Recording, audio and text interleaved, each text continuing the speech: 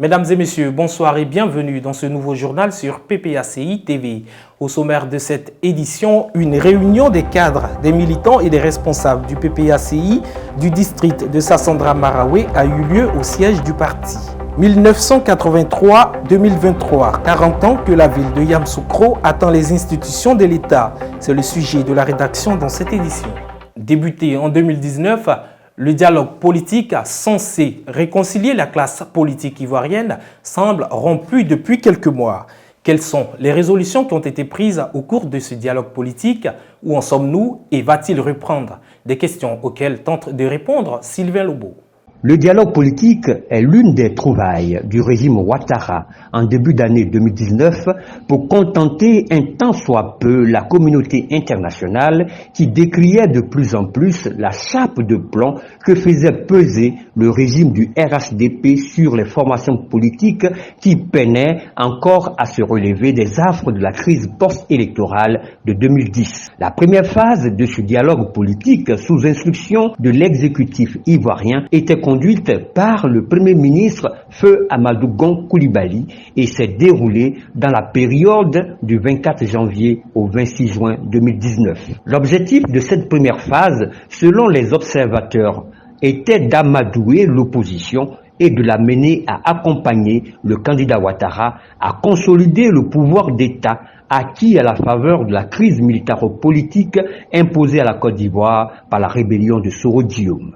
Juste après les élections de 2020, lesquelles furent émaillées de violences, entraînant d'énormes dégâts matériels et des pertes en vies humaines, laissant la cohésion sociale en lambeaux. Le président Ouattara, une fois élu, instruisit son nouveau locataire de la primature, l'ex-premier ministre Patrick Achi, d'ouvrir une autre phase du dialogue politique. Soulignons par ailleurs que d'autres phases de ce dialogue ont été conduites par Feu Ahmed Bakayoko lors de son bref passage à la primature. Ainsi donc, la cinquième phase du dialogue politique s'est tenue dans la période du 16 décembre 2021 au 4 mars 2022, 6 mois après le retour triomphal de l'arrêt du président Laurent Gbagbo. Cette cinquième phase de l'exercice politique réchauffé par les tenants du pouvoir en Côte d'Ivoire avait pour noble objectif la décrispation du climat politique afin de renforcer la paix et la stabilité. Au total, 21 partis politiques, dont le PPACI de Laurent Gbagbo, 26 organisations de la société civile avaient pris part au rendez-vous. Cette rencontre d'échange de haut niveau a été suivie de recommandations concernant l'apaisement de l'environnement politique, 3 mesures, la réconciliation nationale, 3 mesures, le cadre juridique et institutionnel des élections en Côte d'Ivoire, 6 mesures. Il a été décidé de commun accord de la mise en place d'un cadre de suivi des recommandations sous l'autorité du ministre de l'Intérieur et de la Sécurité. Les participants se sont engagés fermement à entreprendre conjointement des actions de promotion et de renforcement de la cohésion sociale. Aussi ont-ils souhaité que se tiennent périodiquement des rencontres de haut niveau. Mars 2022, novembre 2023, 23 mois se sont écoulés. La classe politique ivoirienne, les organisations de la société civile, l'Ivoirien lambda ne voit rien à l'horizon. Quand un gouvernement décide de mettre en place une situation de rencontre qu'on appelle le dialogue, c'est parce que le gouvernement sait que dans ce pays, il faut que les gens se parlent, pour que tout aille dans le bon sens, dans l'intérêt de tous. Nous aussi, nous avions par le passé procédé ainsi pendant longtemps. Et généralement, il faut se faire confiance, il faut considérer les uns les autres. Dans les résolutions qui n'ont pas été encore appliquées, il faut qu'on en parle. Et pour en parler, le dialogue lui-même avait dit dans sa résolution qu'il fallait qu'on se retrouve de temps en temps pour faire le point. Jusqu'à présent, ce point n'est pas fait et nous en sommes peinés. Nous en sommes sincèrement peinés parce qu'il y a beaucoup de choses dans le pays et on a besoin de se parler. Quand on s'est parlé, qu'on a arrêté des positions, effectivement, le minimum, c'est de les appliquer. Sinon, ça ne sert à rien d'avoir fait une concertation, d'avoir fait un dialogue. Si c'est pour mettre des résolutions dans les tiroirs, ça n'est pas la peine. Toutes les belles résolutions prises à la suite du dialogue politique initié et convoqué à grand bruit par le régime en place et dont il a la responsabilité de mettre en œuvre sont restés lettres mortes et semblent rangées dans les tiroirs, laissant croire aux observateurs avisés de la scène politique ivoirienne que cet exercice noble de dialogue politique est instrumentalisé par le pouvoir Ouattara. Le pouvoir Ouattara qui attend la montée des tensions à l'approche des échéances électorales de 2025 pour brandir à nouveau à corps et à cri son joker, la 6e phase du dialogue politique. Les partis politiques, les organisations de la société civile, les Ivoiriens dans leur ensemble, se laisseront-ils encore prendre à ce jeu? La toute première réunion du district Sassandra Maraoué s'est tenue le 15 novembre au siège du parti à la Riviera 3. Les détails avec Ange Abraham.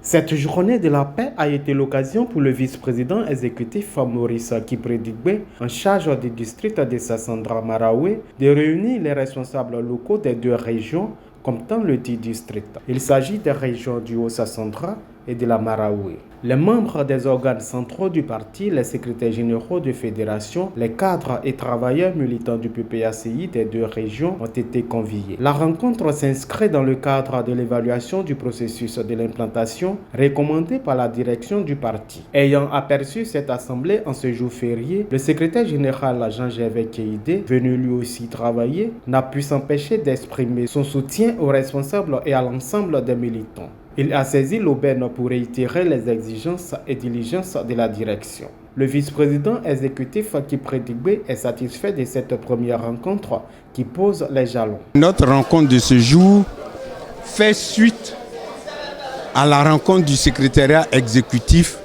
tenue le 6 novembre dernier. On avait fait un constat, on a tiré les leçons de nos échecs électoraux au niveau local et il était bon qu'on puisse auditer toutes les listes des comités de base, des sections et des fédérations. Et il était aussi indiqué de mettre en mission toutes nos forces vives que sont les fédéraux, les CA, les CR et même les SGA nouvellement nommés. Nous leur avons fait part des préoccupations du secrétariat exécutif et nous avons défini un chronogramme pour toutes ces missions qui doivent se faire sur le terrain. Nous avons mis en place une coordination de cadres du Haut-Sassandra et de la Maraoué qui sera amenée à soutenir tous les efforts multiples qui pourraient être nécessaires pour la réalisation, je dirais la bonne réalisation de cette mission. La mise en place des structures locales dans la région de la Maraoué est dans un état très avancé selon le secrétaire général adjoint Kofi Luku. Une grande partie du travail qui a été fait, moi-même qui vous parle, j'étais CA, donc au niveau de la Maraoué, on est prêt à tenir dans le délai. Il faudrait que l'implantation soit vraiment totale au niveau de la Maraoué. Comme on l'a toujours dit, la Maraoué est le bastion de notre grand parti, le PPACI. Nous ferons tout pour conserver cette région-là. Donc vraiment, je pense que ça va. Pour l'instant, ça va au niveau de la Maraoué. Pour Seri Sarasoko, secrétaire général adjoint en charge du Haut-Sassandra, le processus a quasiment pris fin. Il faut donc passer au contrôle. Au niveau du Haut-Sassandra, il faut dire que l'implantation s'est véritablement bien passée. Les bases sont installées, les sections sont installées. Nous allons maintenant, pour la 2e mission, aller toucher les problèmes des doigts. Voir quand l'état des lieux nous dit que par exemple dans la fédération de Dania il y a 10 sections qui sont installées, il faut aller donc voir, toucher ces 10 sections, toucher les militants de ces 10 sections, les militants des bases dans ces sections, voir si réellement ils existent. C'est un peu l'exercice que nous devons faire pour la 2e vague de missions que nous allons envoyer, que nous allons expédier sur le terrain. Les 2 régions travaillent d'ores et déjà en symbiose et dans la bonne humeur, ce qui facilitera certainement la tâche au vice-président exécutif Kipre Digbe. Les réunions de la fédération de la commune de Korogo se feront désormais dans un cadre propice et agréable. Un bâtiment flambant neuf a été offert par le fédéral intérimaire de la ville de Korogo. Le fédéral intérimaire de Korogo Commune, Fousseni Koulibaly, a mis à la disposition de son parti un siège renfermant toutes les commodités dans la ville de Korogo au quartier 14. C'était le samedi 11 novembre 2023. Ce bâtiment tout équipé de chaises, de tables et d'ordinateurs comprend entre autres une salle de réunion, un secrétariat, un bureau pour le fédéral et un espace pouvant accueillir plusieurs militants et sympathisants. Fousseni Koulibaly revient sur le don et rassure les militants concernant le bon déroulement des activités du parti. Ce local dont vous vous trouvez est la maison de mon père, défunt. L'un des premiers combattants auprès du président Laurent Gbagbo. Et c'est deux personnes qui ont vraiment travaillé en étroite collaboration jusqu'à ce que ils quittent maintenant ce monde. Et cette maison que vous voyez est la maison qui parle mieux pour la ville de Korogo, parce que c'est la ville qui a accueilli d'abord le multipartisme ici en Côte d'Ivoire. Et cette maison est un symbole. Donc, vu la crise post-électorale et vu les dégâts qui ont été faits ici à Korogo, ce n'est même pas une première.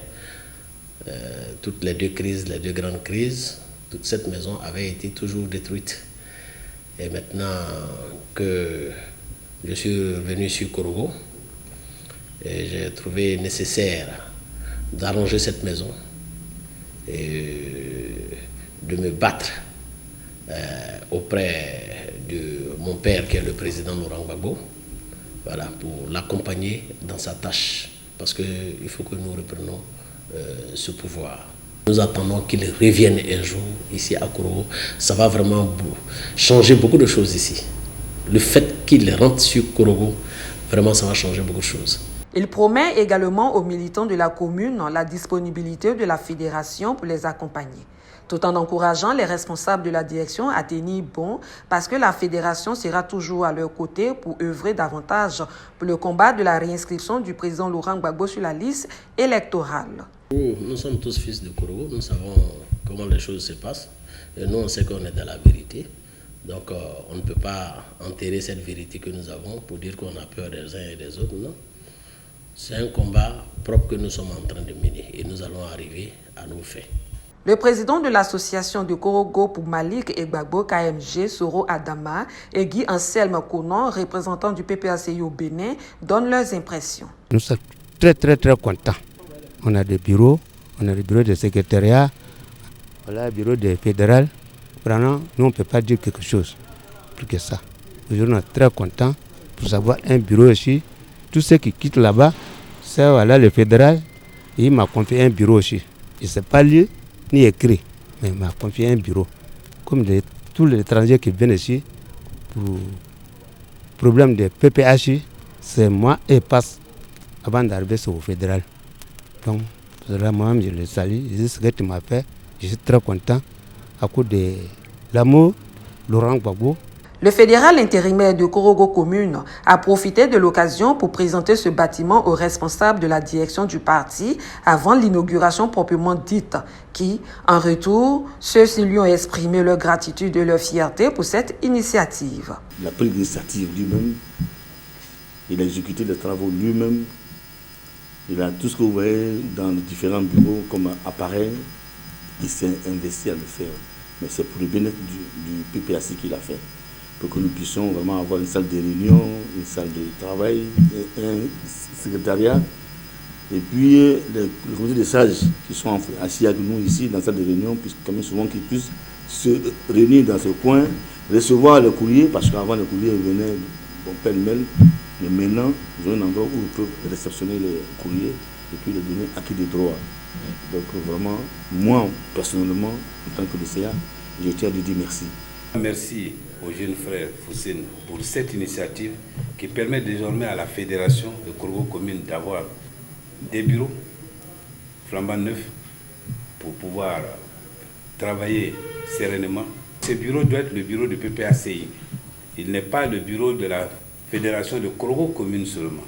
Il est le bureau de la fédération de Korogo sous-préfecture de toutes les fédérations qui sont dans la région, de toutes les coordinations, parce qu'il nous donne aujourd'hui l'occasion d'avoir un local où tout organe du PPACI peut venir discuter, échanger et prendre, pourquoi pas, des décisions ou poser des préoccupations. Nous sommes assis aujourd'hui dans une salle de réunion. On est passé par des on va dire, réunions sous un arbre pendant de longues années, dans un garage pendant pratiquement 2 ans, et maintenant dans une salle de réunion. Je voudrais ensuite féliciter et remercier le fédéral. Ce local, nous allons continuer à le rendre plus fonctionnel. On va mieux aménager le secrétariat. On va y mettre les outils modernes de communication, Internet notamment, pour que on puisse interagir facilement pour avoir toutes sortes d'informations sur la commune au niveau de la fédération. On verra avec eux, on va faire un site internet où on va mettre toutes les informations que chacun voudra avoir pour que notre région rentre aussi dans la gestion moderne dans laquelle nous sommes aujourd'hui. La fédération de la commune de Korogo veut se donner les moyens pour continuer l'implantation du parti et ce siège vient à point nommé. Les exemples de transfert de capital abondent dans le monde. Le Nigeria est parvenu à fixer sa nouvelle capitale, Abuja, en remplacement de Lagos. Tout comme Lagos, Abidjan connaît une démographie galopante. Devant l'urgence, Yamoussoukro choisit dès 1983 pour jouer le rôle de la capitale. Politique et administrative ne l'est toujours pas, 40 ans après, comme nous l'explique ce reportage de la rédaction. Le transfert effectif de la capitale de la Côte d'Ivoire, d'Abidjan à Yamoussoukro, a été voté par l'Assemblée nationale et formalisé par la loi numéro 97-177 du 19 mars 1997, signée par feu le président Henri Konan Bédié. Arrivé au pouvoir en 2000, le président Laurent Gbagbo fait de ce projet une priorité. Malgré la crise politico-militaire en Côte d'Ivoire, Laurent Gbagbo tient à la décentralisation du pouvoir afin de désengorger Abidjan, ville la plus peuplée du pays. Pour rendre ce projet effectif, le président Laurent Gbagbo va construire l'hôtel des députés, le bâtiment de l'Assemblée nationale, démarrer les travaux de construction de la future présidence ivoirienne à Yamoussoukro et réaliser les avancées du bitumage vers la ville de Yamoussoukro.